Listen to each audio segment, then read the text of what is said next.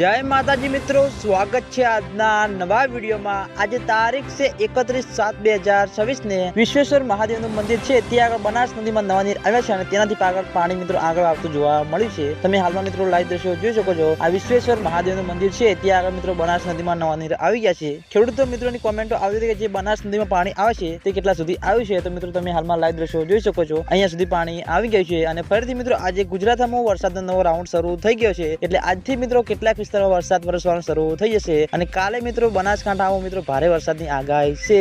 એટલે ફરીથી મિત્રો દાંતીવાડા ડેમના ઉપરના ભાગમાં માઉન્ટ આબુમાં મિત્રો સારો એવો વરસાદ વરસશે, તો મિત્રો દાંતીવાડા ડેમમાં પાણીની આવક શરૂ થતી જોવા મળશે અને બનાસ નદીમાં પાણીની આવકમાં વધારો થતો જોવા મળશે। હાલમાં તો મિત્રો તમે જોઈ શકો છો આટલું મિત્રો બનાસ નદીમાં નવા નીર આવી રહ્યા છે। આ વિશ્વેશ્વર મહાદેવનું મંદિર છે ત્યાં આગળ મિત્રો બનાસ નદીમાં નવા નીર આવ્યા હતા, અમે તમને વિડીયોના માધ્યમથી બતાવ્યા છે। મિત્રો તમે વિડીયો જોઈ શકો છો। ફરીથી મિત્રો ગુજરાતમાં એક નવી સિસ્ટમ સક્રિય થઈ છે અને વરસાદનો નવો રાઉન્ડ આજથી શરૂ થઈ ગયો છે। કેટલાક વિસ્તારમાં ભારેથી અતિ ભારે વરસાદ પડવાની શક્યતા છે અને બનાસકાંઠામાં પણ મિત્રો વરસાદનું રેડ એલર્ટ આપવામાં આવી ગયું છે, કારણ કે મિત્રો બનાસકાંઠામાં પણ મિત્રો સિસ્ટમ સક્રિય છે, ઉપરથી મિત્રો જવાની છે બનાસકાંઠા ઉપરથી આગળ રાજસ્થાન હમું, એટલે મિત્રો બનાસકાંઠામાં પણ ભારે વરસાદ પડવાની શક્યતા છે।